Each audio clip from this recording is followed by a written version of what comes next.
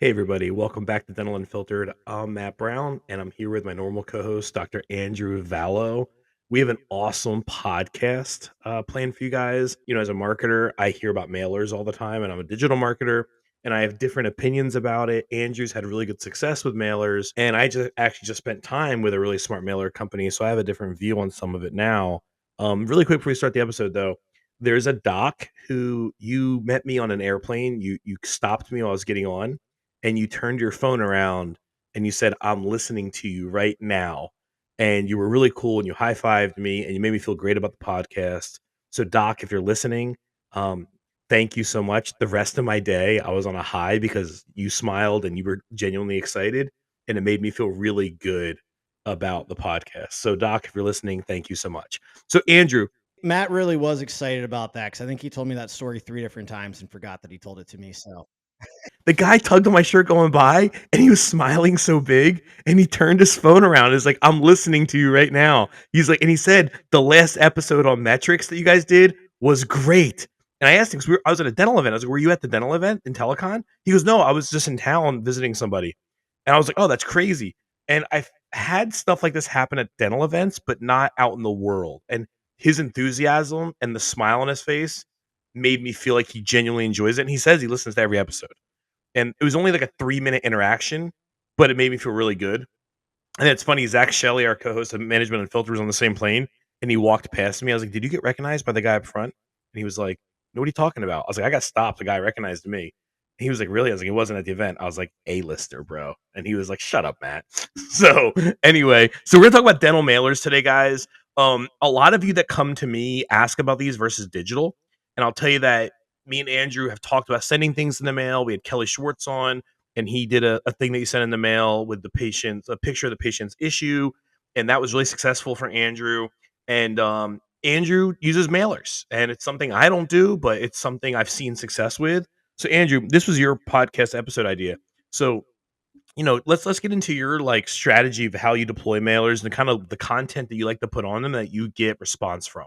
hey, guys, I'm a little extra fired up today, for anyone watching, video feed here on YouTube. I've got my, Steelers jersey on, repping number 90, TJ Watt, so, by the time this airs, hopefully, this doesn't come back to bite me, but right now, my Steelers are 4-1 running away with the AFC North, and they are gonna crush the Cincinnati Bengals tonight, so for all the, fellow Steelers fans out there, here we go. But, yeah, so we're gonna talk about mailers today.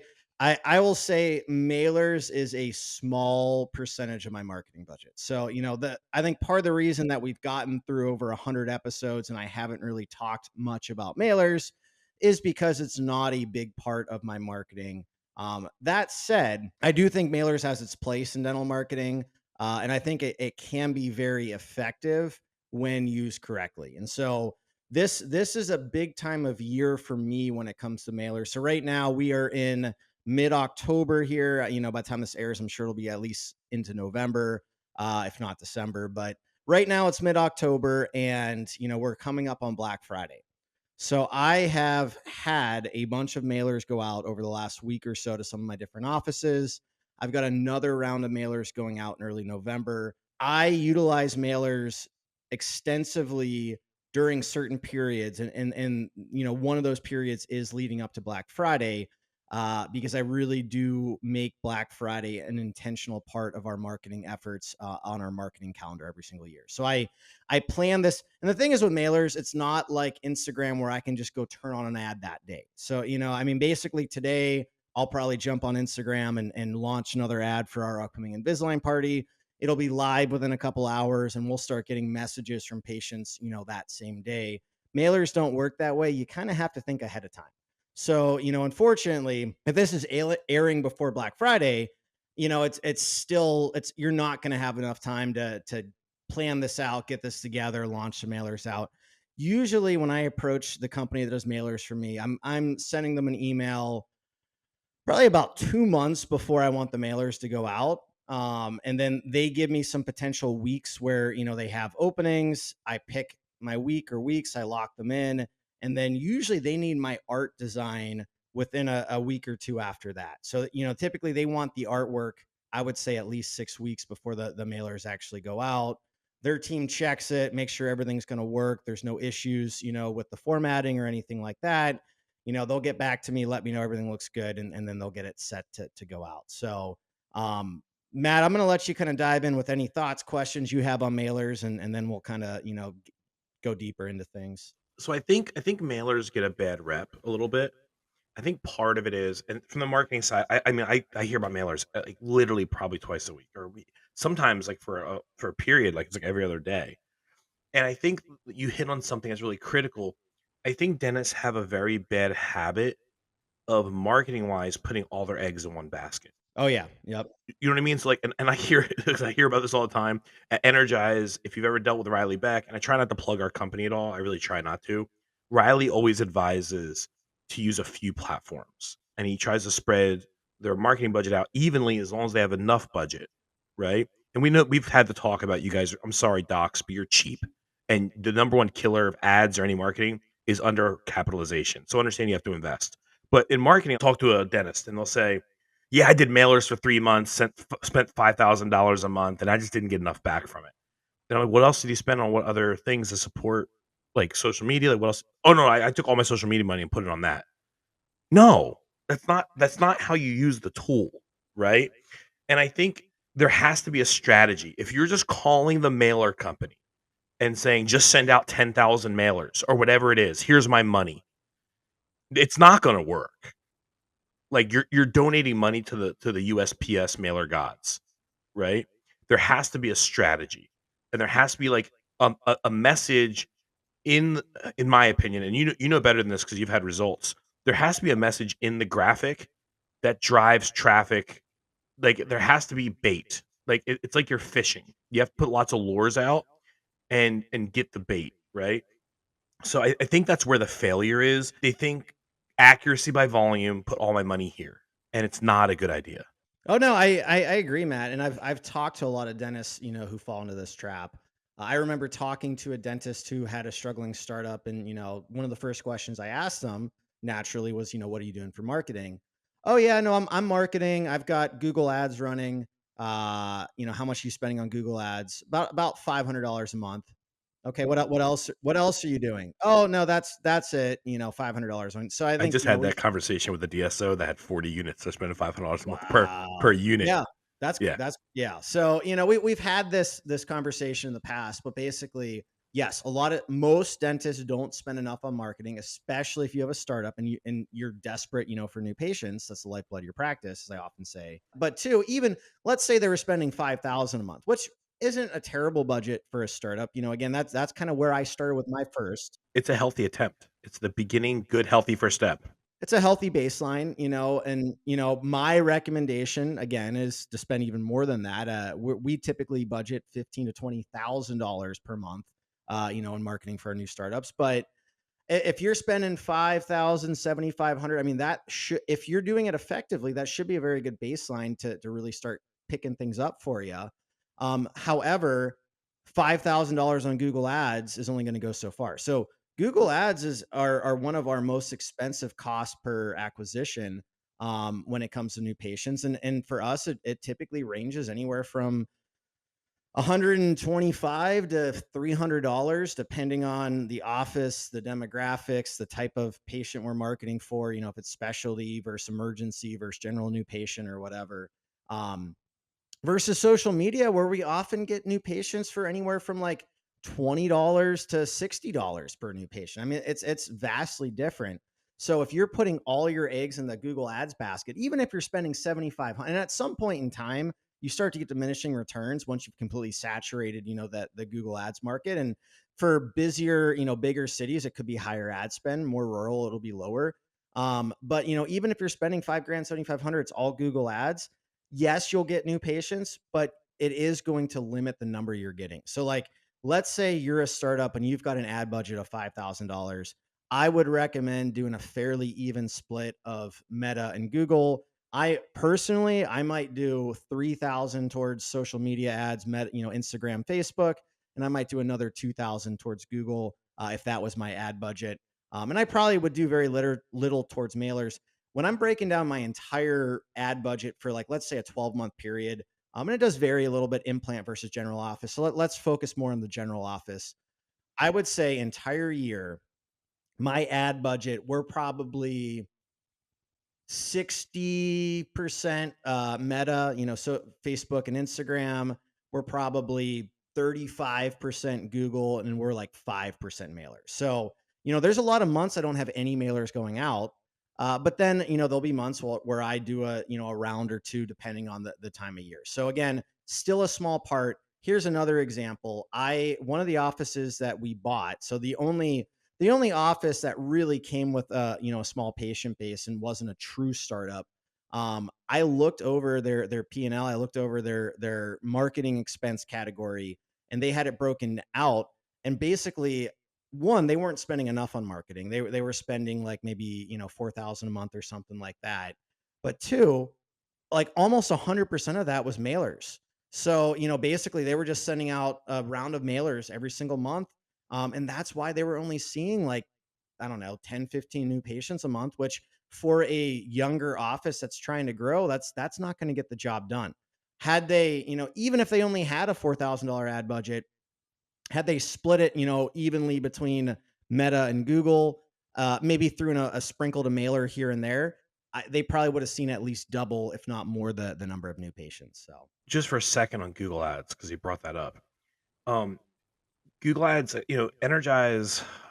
I mean, I just found this out, so it's funny. I was on the Buffalo Wings podcast doing that, right? And I said we managed $2.5 million a year in ad spend. Well, apparently that metric's from like 3 years ago.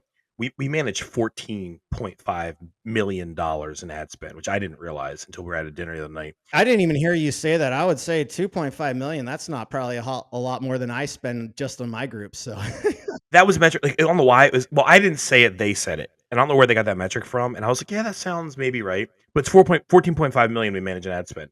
And I will tell you, our Google Ads department's 200 accounts, right? And it is the like we know more. I'm sorry, we know more than everyone else. We track better data. End of story. And it is a higher average return, right? It is. It's just a higher average patient cost. It is. Its problem is it's an auction, and someone can just outspend you in your market pretty quick, right? But it complements other things. So there's like an ecosystem you have to build here. There's a spider web, right, to capture things. And when it comes to the mailers, um, I think it's a viable option, and maybe it's a viable option that you throttle on and off throughout the year. Maybe you do it every quarter. Maybe you do it every 6 months. Maybe you don't do it every month, right? Maybe if you don't have enough budget, you throttle it on and off, right? Maybe that's what you do because of your budgeting, right? But it's better to throttle it on and off than spend too little months in a row or put all your eggs in one basket. So if you can't do it every month, maybe you throttle it on and off and you figure out where it fits in your budget. for me, Meta, social media ads and Google ads, those are like the main ingredients that I'm throwing into this dish. And then mailers are like maybe like salt and pepper. It's something you're going to sprinkle on top, but it's never going to be the main ingredient. That's the way I look at it. Now, this episode is about how to market with mailers. So I'm going to stop hating on mailers. I don't hate mailers. I think there are more effective mediums for advertising, but I do think mailers can be a nice complement when done correctly in the right circumstances. So let's get back into it. I had kind of preluded to the fact earlier that we use mailers approaching Black Friday. So in my mind, if you're going to send out mailer, think about yourself grabbing the mail. You grab it, you probably leaf through, and you're looking for any mail that might actually be important, legitimate mail. And you're kind of throwing aside all of the junk mail that you get. That's what I imagine most people do. That's what I do.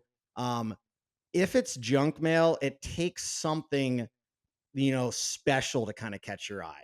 If you see some kind of offer that looks unbelievable. Now, first of all, it has to be something you're interested in. But if you see an offer that's kind of unbelievable or seems really good, it might catch your attention just enough to not throw that junk mail aside. That's what you need to do with the mailer. If you just hire a company that does mailers and you let them design your mailer and they design it like every other dentist office does, because I'll tell you what, I live in a saturated part of Tampa, Florida. There are a ton of dentists here. Actually, interesting fact, I just found out my wife and I were driving home last week, I think, from something, and I noticed that a dental office had shut down. And this was a DSO. This was a fairly prominent, newer, I believe, DSO, but I'm familiar with them. They have a lot of locations. Um, and this was a new building in my area that had just went up maybe 2 years ago. So they hadn't been open for that long. This was a DSO that does startups. A lot of them do rely on that model. And they had opened a new startup in, we're a pretty well off demographic, as far as income goes. But unfortunately, there's a lot of competition. So, their offices that might work well in less competitive areas just didn't work. This was in my home. This is a town I live in Tampa. This is, West Chase area. This is where my flagship practice is. And every single year there are multiple new startup offices opening in our general vicinity. So it is just very competitive. If you throw out a mailer that looks like all these other dentist office mailers look, and it just has, the cookie cutter photos of people smiling, and it, talks about how we're a, family dental experience. We're a dental spa. It's the best experience you'll ever have. Everyone says that. We accept insurance, open these hours. Maybe there's like a little glimpse of like meet the doctor or something. If that is your mailer and you don't have any, offers that are going to wow somebody, chances are, even if they're looking for a new dentist, they might see it, it might come to mind if they see you again. I get that. Like there is that repetition in branding, but for the most part, they're just going to toss that aside like all of the other junk mail that they get. So how do I design our mailers to really catch attention? One of the things I always do, I put dramatic before and after photos on our mailers. So, instead of the cookie cutter like family smiling photo, I put dramatic Invisalign before and after, or veneer smile makeover before and after, or implant, no teeth or broken down teeth to new smile. So I put those dramatic eye-catching before and afters right on the I at least have one, set of before and after. Sometimes I do two. But I think that's an important ingredient, because when people see that dramatic before and after, that is something that may stop their attention for a second. Now, once you have their attention, you've got to have something on there that makes them want to take act. It's called the call to action. So you need to have some kind of request that creates urgency and scarcity and brings that patient to either, visit your website or call your office. So what I do is right in the center, I put like huge discount type things. We do our free implant giveaway. So I might put win free dental implants, call for more information. That's a call to action. And then usually it'll be limited time offer, 5 spots available, whatever it is. Do you put an expiration date on that? Like good I do. until, or Oh you yeah, do? yeah, Okay. yeah, yeah, yeah, yeah, yeah. So Some typically, docs won't do that, bro. I think you're actually like supposed to, I as far as advertise, I do to create urgency. But I think you're actually supposed to put expiration dates on coupons, I believe. But let's say the mailers plan to go out in like the round I did mid-October, early November for Black Friday. Those are all expiring like December 2nd or something like that. So basically it's like I want to give them enough time to get the mailer and like come in for an appointment and take action, but I don't want to give them too much time where they're just going to, toss it aside and think, maybe I'll come back to this in 6 months and they never see it again. So like you've got to create some urgency and scarcity there. I'll put, when we do our 50% off Invisalign or 50% off smile makeovers with veneers, I'll put like actual like coupons right in the center on the front of the mailer, that has what the offer is, the expiration date, and limited number of spots or whatever. And then I'll have like a little asterisk thing that says must present mailer at appointment for all discounts or promotions or what. So the reason I do that, one is it helps you track the mailers and where people are coming from, because they're actually going to bring it into their appointment. But two, if you don't do that, they're way more likely to toss the mailer out. Even if they're thinking like, hey, I might call the office. But if you put on the mailer, must present mailer to claim offer, now they're like, oh, if I think I might want to do this, I better save this.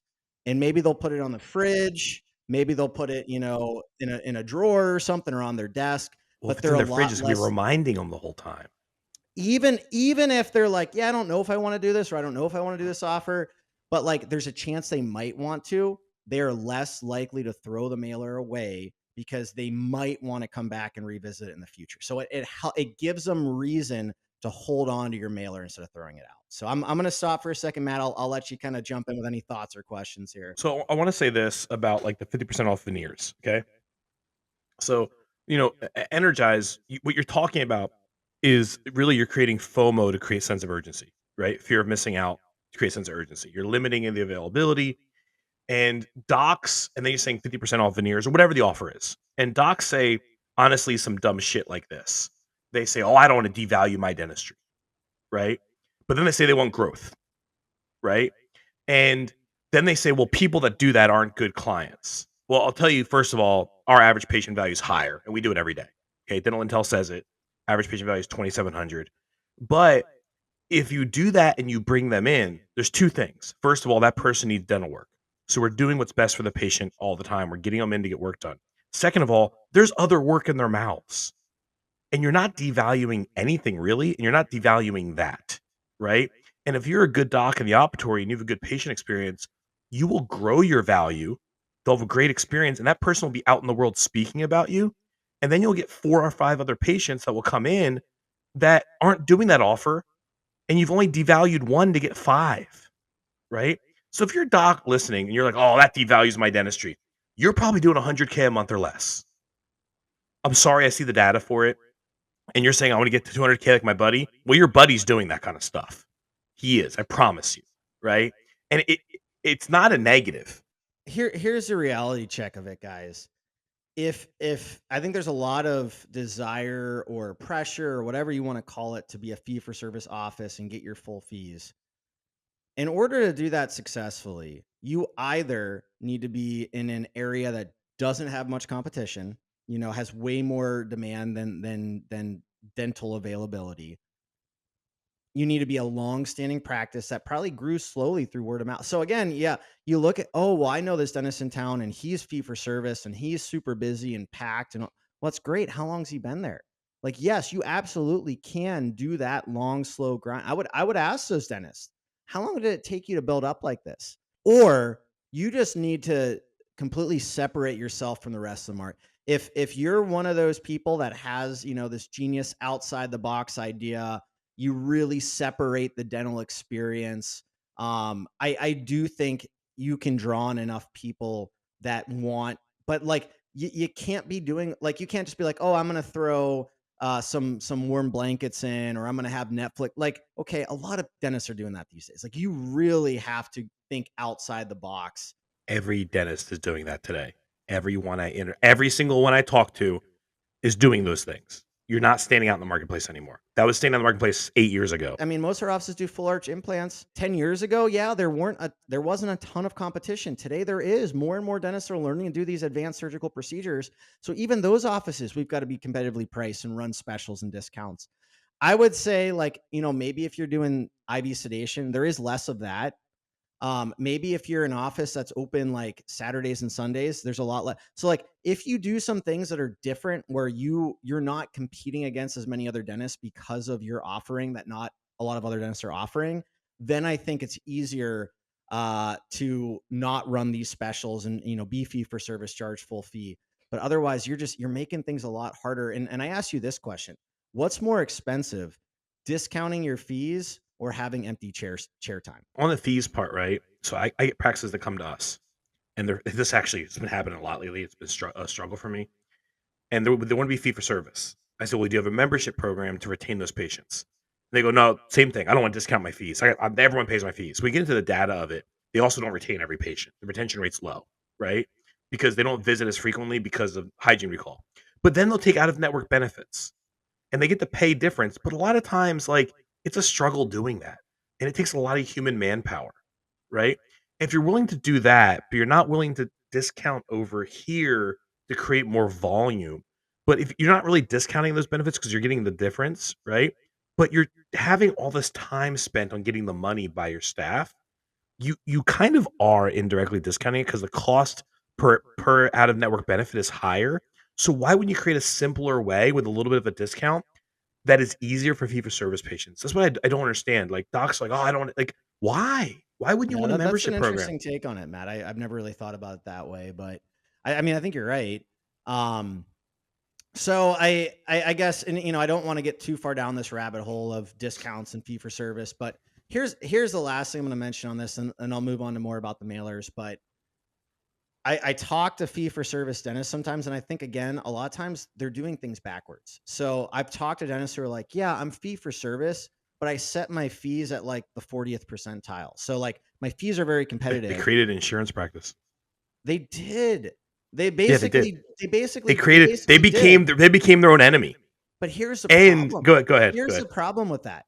Patients come in, especially the non-insurance patients, and They don't know the patients don't difference. they don't know what a crown cost. They really don't. I mean, They there don't. are There's okay. no dental IQ. Dental IQ is fake with patients. It's not real. There are the price shoppers that do go office to office and compare. So, like, yes, there are some that do know that, but I would argue the majority of people don't. And again, it's like you might have your crown priced at $980 because you're in the low percentiles or whatever, and you're like, yeah, but I don't take insurance. I don't offer discounts. Everyone pays full fee. Whereas I'm down the street and I price our fees at 95th percentile, and our UCR fee for a crown is like 18 something. And I can run a half off special for $900. Who now our crowns could be the exact same price, but I can advertise half off crowns and patients can come in and feel like, and get a half off value versus they can go to your office, pay the same exact price, but you're telling them you don't do any discounts. They got to pay full fee. What's going to make them feel like they're getting the better deal there? Well, what's gonna make a fee for service patient feel welcome and like they're valued and like that you want to invest in them and like willing to do this to gain them as a patient and help them. I think about it on myself. If I'm going to buy a new car, like, yeah, I might look around and see what things cost. But like when you get to that dealership, you want to feel like you got a deal. You want to negotiate, you want to haggle them. At least I don't know. I do. I want to feel like, hey, I got the upper hand. I got the deal. I got whatever it is. So like if I go in and they're like, "Yep, sorry, we're no, the price is the price. It's firm. Take it or leave it." I'm less likely to buy. Sometimes even a small discount will make a big difference. Like let's say they'll knock $1,000 off. Like at least you feel like you got some ground there. So I think buying psychology, people like to feel like they're getting a value. People like to feel like they're getting a deal. If you are dead set on keeping your fees, you don't want any. I get this all the time. So I'm very transparent in these dental Facebook groups. Anyone that's seen my post, I'll post, production reports and, all that stuff without, exception. Every single time I post one of these, I get multiple comments. Why so many write-offs and adjustments? It's like a scar to people. They're like, "Ooh, or like the comment, we did 1.95 million in a month." And people are like, "Yeah, but imagine how much you would have done without the write-offs and discounts." And I'm like, "A lot less." Because we would have sold a lot less dentistry if we weren't taking insurance and doing adjustments and things like that. So it's like people lose the forest through the trees. They get so focused on, why are you writing off things? Why are you adjusting things? Why are you taking insurance? Because it allows me to do more business. It allows my group to do more dentistry. And it's crazy to think about it that way. The people that say, imagine how much you'd be doing if you didn't do these discounts. It doesn't work out. It doesn't work out. It never works out. You can't just charge your full UCR fees, not take insurance, and expect to do as much volume. It's never going, unless you are the only dentist for 100 miles. It is never going to happen that way. Yeah, if you're in rural South Dakota, awesome. If you're in Tampa, good luck. And the people throwing jabs at me, as Matt said, are typically doing less than 100K a month. Oh, but I'm fee for service. I get my full fee, but you're doing 70K a month, 80K a month. Whereas my offices are doing 200K, 300K a month, 400K a month. So we kinda got off mailers, right? But just real quick on that subject, Doc, if you're listening, your job is to help as many people as possible. If we go back to patient loyalty and actually helping people and getting more smiles on earth, your strategy is selfish and goes against that mission, right? So it's like help people, get them in. You don't have to discount all the work, just that one thing. And now you're helping another patient and you're gaining a patient. And there's one more person out in the marketplace speaking positively about you. So if you're like, I'm not going to discount my fees because I know what I'm valued. That's a very egotistical, selfish statement, right? And going back to it, our job or your job, not me, I'm not a dentist. Your job is to help as many people as possible. And I'm going to get on mailers 1 second. Here at Energize, we book 25,000 appointments a month. What really is exciting to me is a portion of those are full mouth restorations. There are more smiles on earth because of my team, and that's very rewarding for me. So going back to mailers, I think there's two levels of strategy. The one is what Andrew was just talking about, which is the content we put on the mailer and the strategy of how do they keep it in their life and how do they value it. The whole idea of putting it on the refrigerator because of the way you word things is genius because then if they really see it and they're interested, it's in their life, right? And Matt, I know what you're about to get into. Before you do, I want to touch on the last couple quick things, and then we'll kind of shift gears to more strategy on where to send the mailers. Because I know that's the path you're going down here. So what I try to do, guys, is exactly what Matt was saying. I try to answer all of the objections, that because like you don't, it's not a conversation, with the mailer. It's not a phone call where you go back and forth. There's no volleying. Kind of like a paper elevator pitch. Yeah, no, it is. So I try to think of everything that like we accept. Most insurances accept it. That always goes on the mailer. Free consultations because people want to know how much is the first visit going to cost. Um, no insurance, no problem. Letting people know if they don't have you. So usually on the back of them, so the front of the mailer is like, very dramatic before and after photos. The big ticket offers, the win free implants, the 50% off Invisalign, whatever it is. I've got some of the little, the taglines like, most insurances accepted and all that stuff. You flip it over the back. Part of the mailer is used for like the mailing address. So like you only have you have limited space on the back of the mailer. In that space, I'll usually put like a doctor bio. So whatever doctor we have at that office, I'll put like, a headshot and I'll put a little bio next to it so they can kind of meet the doc. And then I'll put our non-insurance special for new patients for their like cleanings. So we do the $98 non-insurance special cleaning, x-rays, exam. And it also comes with the free teeth whitening. So that's where I'll put the like no dental insurance, no problem. We, ask about our $98 special, this is what it includes, whatever. So that's really my content strategy. I do usually put somewhere on it as well. There's usually like a little bit of space right above where the actual address goes on the back. Usually I'll put a screenshot of our Google ads. So, like our office name with the number of reviews and this, like basically I will take a screenshot on my MacBook, of that.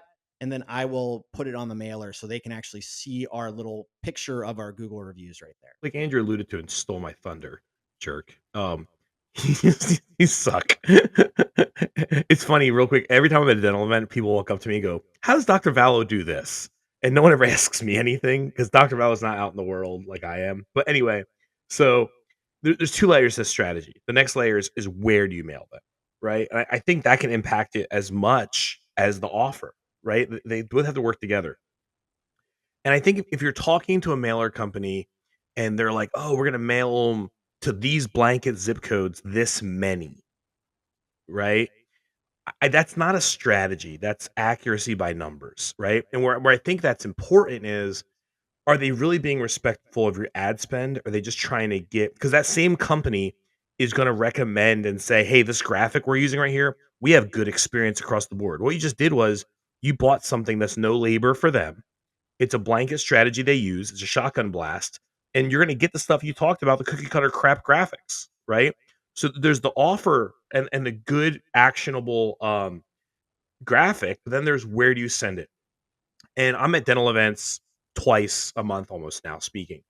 And so many mailer companies walk up to Energize and want to partner or do something. And I'm really funny about that.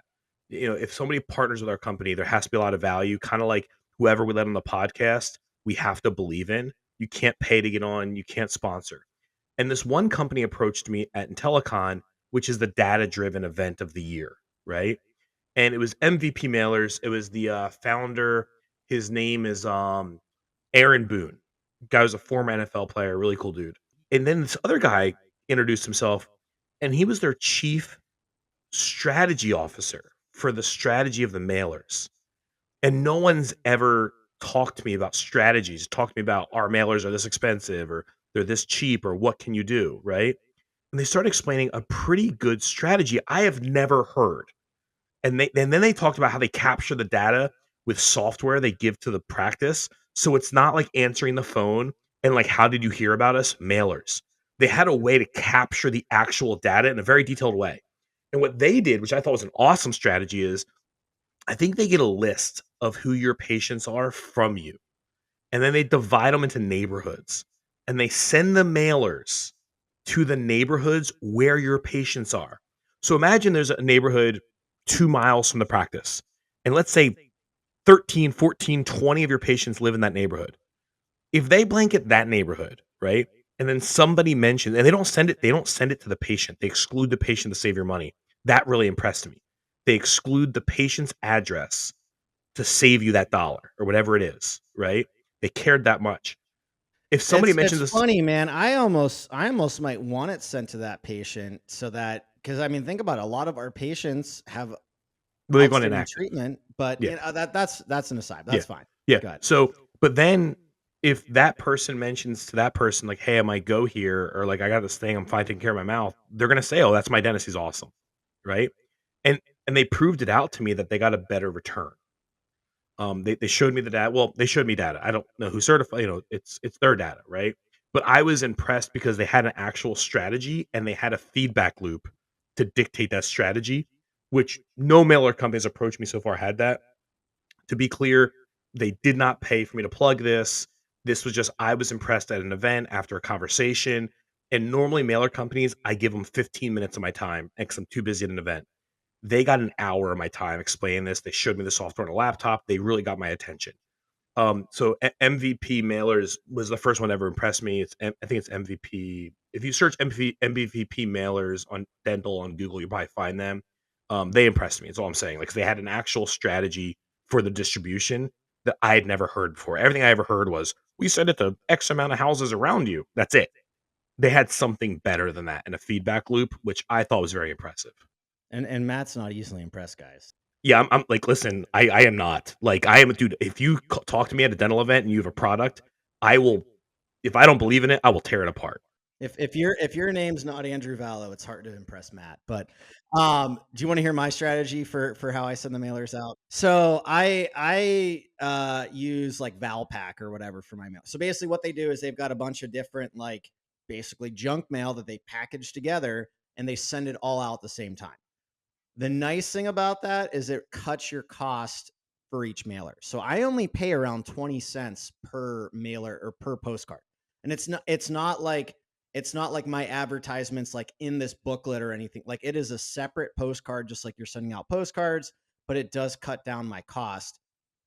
What I do is I meet with my, contact there and I basically tell them, okay, this is the address of the practice. Let's try to marry the closest, areas, the closest zip codes with the highest income. So it's like, basically I don't want to go too far away chasing these high income areas for a practice because if you send your mailer too far away, again, we're in Florida. There's so many freaking dentists, even if it's a great offer, great before and afters. Yes, sometimes our patients will travel further than the average person for a dentist, but I don't want to specifically. I mean, for instance, when I'm running my social media ads, I'm typically anywhere between a 10-mile and a 20-mile radius, depending on what I'm advertising. If I'm advertising full mouth implants, usually I'll go up to 20. If I'm doing more general dentistry services, it's usually a 10-mile radius. So you don't want to intentionally go too far out just to chase a high income, area. At the same time, I'm only sending out so many mailers. So, I don't mind going an extra mile or two down the road to get to a better income zip code. So that's kind of the strategy there. It's nothing too specific. We're not targeting neighborhoods with my patients in them, like what Matt was talking about. But it is very cost effective. Again, about 20 cents, I believe, give or take per mailer, less than the cost of a postage stamp. And I am able to strategize as far as what zip codes we're sending this to. So, we're gonna end this right here, guys. I think I just heard you say junk mail. I think a good episode for this would be turn your mailers from junk mail to an actual strategy or something like that. Because I think it is blanket junk mail if you don't do it right. And your way, I think, changes it into something other than junk mail. It's valued on some level. I think your titles are too long. Whatever, Andrew. So Andrew gets irritated with me and the production team on the titles, and then will text me like change that. So I do. you do. I get the text. Can you change that title? I don't like it. But then he never gives us solid title. That's not true. I always give you the title I want. But anyways, Whatever. So hey guys, thank you for joining us today for this episode. We don't really talk about the subject a lot. I think it's a very important subject. I think this podcast will save you guys a lot of money and then use your money better on mailers if you really listen to it and kind of embrace the advice. Once again, to the doc on the airplane, thank you so much for making me feel great that day. That filled my heart and made me feel awesome that you were listening to me and that your smile really did it for me. Um, Hey guys, remember like, subscribe, share. Me and Andrew don't get paid for this. We do not have sponsors. We just want to put something in the marketplace that's valued to change the way you guys think and help you guys be successful. So thank you guys so much and have a great day.